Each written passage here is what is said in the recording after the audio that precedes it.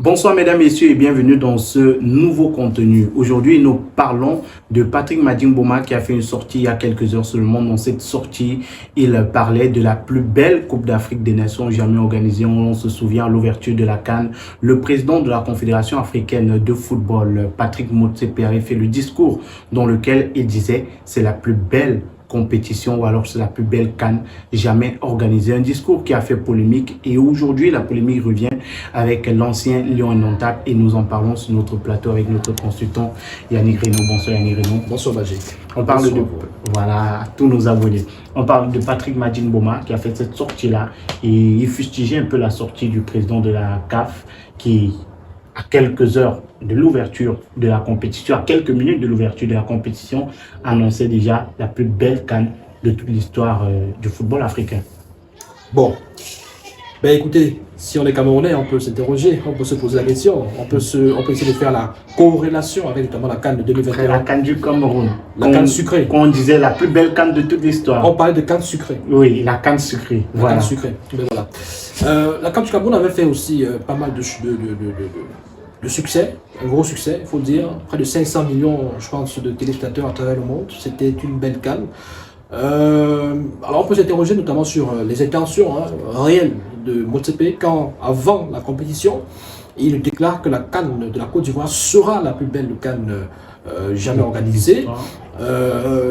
On peut se demander s'il avait une boule de cristal, si il y a de la prémonition dans ses aptitudes, ou alors par rapport justement, parce que maintenant, une fois qu'on dit ça, une fois qu'on s'interroge sur la réelle motivation de Motsepe quand il fait cette déclaration, peut-être pour un tout petit peu titiller ses amis camerounais, voilà. Il faut quand même rappeler que Motsepe a à ses côtés, comme quatrième vice-président, un Camerounais, Seydou Bobo Douya, ex-président de la Fédération camerounaise de football, et il était face à Samuel Eto'o aux dernières élections. Ben oui, ex-adversaire de Samuel Eto'o lors de l'élection de 2021, le 11 décembre 2021. Donc, est-ce que Motsepe, c'est une pique qu'il envoie au Cameroun et aux Camerounais, notamment aux autorités fédérales camerounaises et aussi aux COCAN camerounais, au gouvernement camerounais, disant que la CAN ivoirienne sera la plus belle CAN jamais organisée en Afrique? Est-ce qu'il essaie de régler quelques petits comptes là avec des autorités et notamment le président de la Fédération camerounaise de football? Toujours dit que ce n'est pas le président de la Fédération camerounaise de football qui organise la CAN, peut-être, voilà. Donc, le Cameroun, à l'issue de la CAN 2021, s'était félicité du succès, du retentissement de cette CAN que Motsepe avait lui-même qualifié de plus belle CAN jamais organisée. Donc, est-ce que nous sommes dans la démagogie des hommes politiques? On est habitué à cela, c'est-à-dire que, un peu comme un polygame, chaque fois qu'il a affaire à une nouvelle femme, il trouve que la nouvelle femme est la plus belle femme au monde, c'est elle qu'il aime plus que tous les autres. Est-ce que Motsepe est dans ce jeu politique-là, qui consiste à flatter, à complimenter des partenaires, parce qu'il faut dire quand même que le gouvernement ivoirien, l'État ivoirien qui organise la compétition, c'est un partenaire donc de la CAF, voilà. Maintenant, on peut également se demander si ce n'était pas au vu de la mobilisation observée en Côte d'Ivoire qu'il s'est dit que vu cette mobilisation-là, on aura droit à un meilleur spectacle, on aura droit à une meilleure CAN, parce que déjà, avant la compétition, essayons de mettre l'accent sur ce qu'il a vu et vécu avant la compétition. Plus de 5000 demandes d'accréditation. Plus de 5000 demandes d'accréditation. C'est-à-dire que des journalistes venus de partout dans le monde voulaient assister à la CAN ivoirienne. Il s'est rendu compte que le président ivoirien, l'État ivoirien, a débloqué plus d'1 milliard de dollars pour organiser la compétition. C'est un budget quand même rarement vu par le passé. Il s'est rendu compte que la Côte d'Ivoire a rénové ou construit de nouvelles infrastructures en termes de routes, en termes d'aéroports, en termes d'hôtels, tout ça. Donc, des infrastructures qui devaient permettre à tous ceux qui viendraient à cette CAN de s'épanouir et de vivre, de mieux se déplacer et de vivre forcément une meilleure CAN. Il s'est rendu compte que pour la médiatisation, la CAN, avec notamment des partenariats, des contrats de diffusion, des droits télé, tout ça, à travers le monde, la CAN, pour cette CAN-ci, serait diffusée dans plus de 170 pays, je crois bien. Dans plus de 170 pays, oui, parce que la plupart de ces pays-là ont demandé à diffuser la CAN. On a même mis sur pied une nouvelle chaîne, Canal plus CAN, dans le Burkina Faso. Donc, au vu de cela, il s'est peut-être dit, cette CAN sera la meilleure. Sera très sucré. Maintenant, est-ce que ça a été la meilleure? Voilà, la question se pose. Patrick Madjing Boma, comme tout le monde, on a pu remarquer quelques points qui posaient quand même des interrogations. On a remarqué, pour tous ceux qui ont regardé l'ouverture de la compétition, il y avait beaucoup de places qui étaient vides. Pourtant, les guichets affichaient plein. Que se passait-il? Il y a eu des problèmes de billetterie. On a vu les Camerounais, même les Ivoiriens se plaignaient du fait qu'il n'y avait pas de billets. Ils partaient acheter les billets. Il n'y avait pas de billets, mais les stades étaient vides. Ce sont des points que Patrick Boma a notamment souligné. Il a également parlé du risque de bousculade. On se souvient au Cameroun en 2022, puisque la CAN 2021 était organisée en 2022 avec le glissement. Le glissement de date. Ouais. On se souvient en 2022 avec ces bousculades-là qu'il y a eu au Cameroun. Oui, alors je voudrais dire aussi, de prime abord, qu'organiser une compétition comme la CAN en période de Covid n'est pas non plus facile. Parce qu'il faut dire que si la CAN au Cameroun n'a pas eu peut-être, je vais dire, beaucoup plus d'éclat qu'elle ne l'a eu cette période-là, c'est aussi parce que nous étions en période de Covid et il y avait un certain nombre de restrictions, énormes restrictions, qui avaient entaché même, qui avaient aussi empiété même sur le jeu, parce qu'on se rappelle que Cameroun-Comore, il y avait beaucoup de joueurs comoriens qui étaient positif au Covid, donc qui étaient exclus, enfin, je veux dire, qui ne pouvaient pas jouer, qui avaient été touchés par le Covid. Beaucoup d'autres joueurs d'autres sélections également, avant même d'arriver au Cameroun et même après leur arrivée au Cameroun, ont été contrôlés positifs et donc ne pouvaient pas prendre part à certains matchs. Donc c'était pas évident. Et même la mobilité, à un moment donné, c'est-à-dire que avec tout ce qu'il y a comme contrôle, même pour assister à des matchs, il fallait présenter des passes sanitaires. C'est pas toujours évident donc d'organiser une CAN en cette période-là. Bon, on va évoquer encore malheureusement cette bousculade aussi qui a entaché un tout petit peu la CAN. Alors pour revenir maintenant à l'affluence dans les stades, la billetterie, la Côte d'Ivoire, la CAN ivoirienne s'est illustrée notamment en début de compétition par ce gros problème. C'est-à-dire que on se dit quand même que beaucoup de billets ont été vendus, que tous les billets, que les matchs devraient se disputer à huis clos, à guichet fermé, je veux dire. À guichet fermé, pas à huis clos. Ouais, donc, parce que les billets avaient déjà été achetés. Or, on nous a fait comprendre par la suite que des billets avaient été achetés par des gens, des marchés noirs, quoi. C'est-à-dire que des billets étaient achetés, mais on ne voyait pas assez de personnes dans les stades. Donc c'était un gros problème. Je pense que le gouvernement ivoirien a pris le taureau par les cornes et a vite fait de résoudre ce problème-là progressivement. Et par la suite, on a vu quand même que au fur et à mesure, les stades se remplissaient, que ce soit pour les matchs des Ivoiriens, des éléphants de Côte d'Ivoire et d'autres matchs également, petit à petit. C'est peut-être le point noir de cette CAN aussi, parce que la compétition nécessite beaucoup plus d'affluence. Que ce soit l'équipe haute qui joue ou pas, on aimerait voir beaucoup plus de monde dans les stades, parce que c'est la fête du football en Afrique et on n'est pas seulement fan de sa nation, c'est-à-dire on n'est pas fan seulement des joueurs de notre équipe nationale, on est fan également, quand vous êtes fan de foot, vous êtes peut-être fan de Salah, peut-être fan de Mahrez, peut-être fan de Osimhen. Donc en principe, quand ces joueurs-là viennent dans votre pays disputer une compétition comme la CAN, vous pouvez également aller assister à leur match. Au lieu d'assister uniquement au vôtre. Donc, c'est l'un des couacs de cette compétition. Et Patrick Boma a raison de revenir sur cet aspect-là pour rappeler que vous dites bel et bien que c'était une belle CAN, c'était la meilleure CAN, mais il faut rappeler qu'au niveau au moins de la billetterie, il y a eu un souci. Donc, ce n'était pas parfait. On peut dire que c'était l'une des plus belles CAN. Il faut dire aussi que le passage de 16 à 24 a changé beaucoup de choses dans la CAN. Ça la rend beaucoup plus dynamique, beaucoup plus spectaculaire. Et dans le jeu, il y a beaucoup de surprises également. On va peut-être y revenir. Voilà, et Patrick Boma notait également un point, la surpopulation dans le gradin.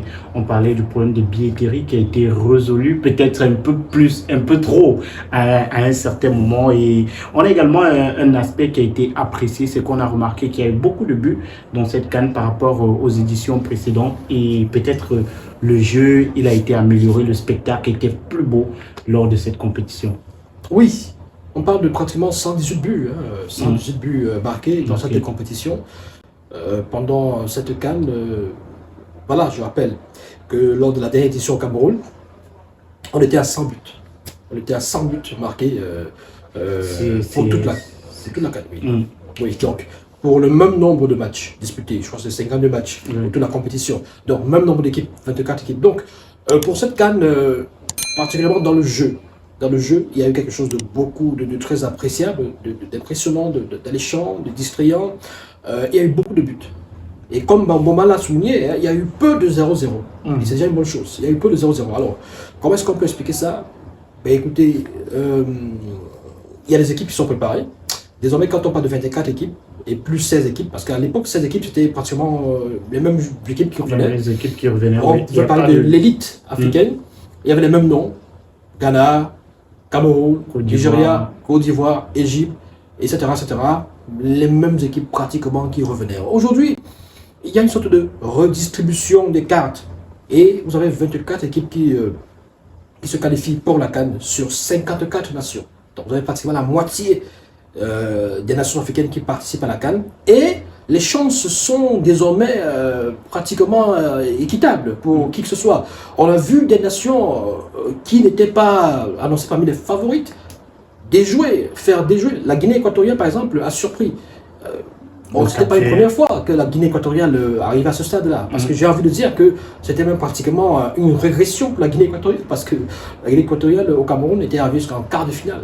Avait été éliminée par le Sénégal. Maintenant, la Guinée équatoriale est arrivée seulement en huitième de finale, éliminée par la Guinée Conakry, alors qu'on pensait qu'elle irait très loin.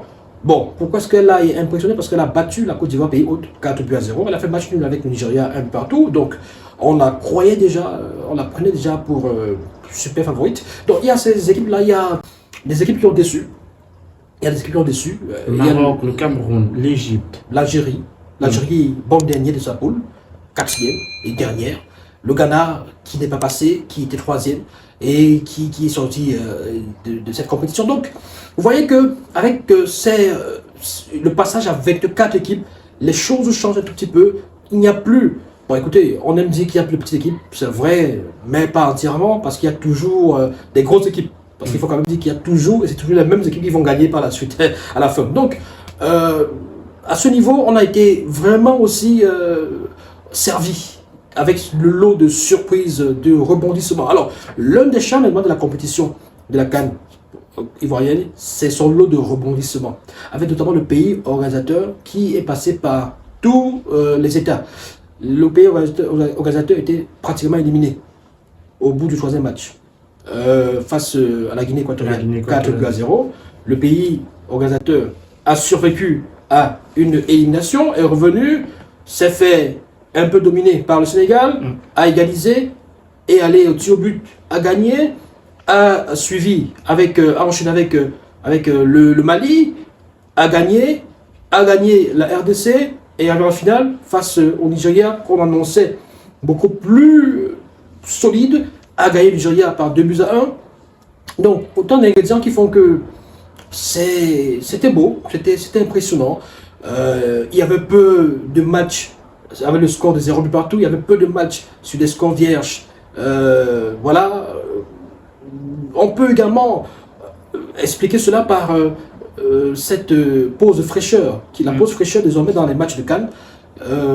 Ça peut également redynamiser des équipes, des joueurs qui sont à bout de souffle à un moment donné, parce qu'il faut aussi préciser que beaucoup de buts ont été marqués à la deuxième mi-temps, vers la fin du match aussi. Il y a eu beaucoup de buts. Or, selon des experts, lors des précédentes CAN, les deuxièmes mi-temps étaient des moments où les équipes géraient le score.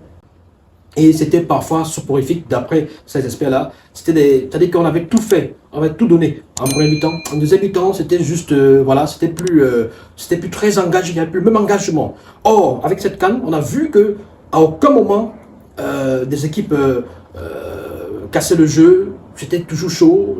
Voilà, donc c'était une belle CAN en termes de spectacle, c'était une très belle CAN. Une très belle CAN également en termes de médiatisation. Ouais. On a pu le remarquer, des millions de spectateurs étaient au stade, des millions de téléspectateurs regardaient également la compétition à travers leurs petits écrans. Oui, on parle de pratiquement 1 milliard à travers le monde. Alors, c'est des chiffres à vérifier. Vous savez, quand on a organisé une compétition, on enjolive aussi, mais c'est la CAF qui en parle. La CAF parle de près La d'un CAF qui a dit milliard. que c'est la compétition la plus belle. Ben oui, qui parle de près d'un milliard de téléspectateurs à travers le monde. Quand on parle de téléspectateurs à travers le monde, voilà, c'est parce que tout le pays, on parle de près de 170 à 180 pays qui diffusaient le match, qui diffusaient la CAN. C'était assez extraordinaire. C'est-à-dire que vous avez des pays en Amérique du Sud, en Amérique du Nord, en Europe, en Asie, qui décident de regarder la CAN parce que ça devient pour eux une compétition majeure qu'il faut regarder au même titre que la Coupe du Monde, au même titre que la Coupe d'Europe. C'était une grosse avancée également en termes de médiatisation parce que parfois c'est pas le cas. C'est-à-dire que vous avez souvent des experts, des consultants en Europe qui vous disent qui ne connaissent pas, ils savent pas comment s'est passé tel match, comment s'est passé tel autre match, parce que ils n'avaient pas véritablement les regards, les yeux rivés sur les matchs de la CAN.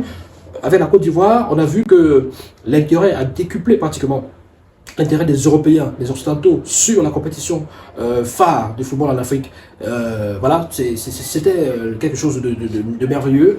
Les droits télé ont grimpé. La Côte d'Ivoire, la CAF en a parlé justement. Les droits télé aussi ont grimpé. Les diffusions dans près de 170-180 pays à travers le monde.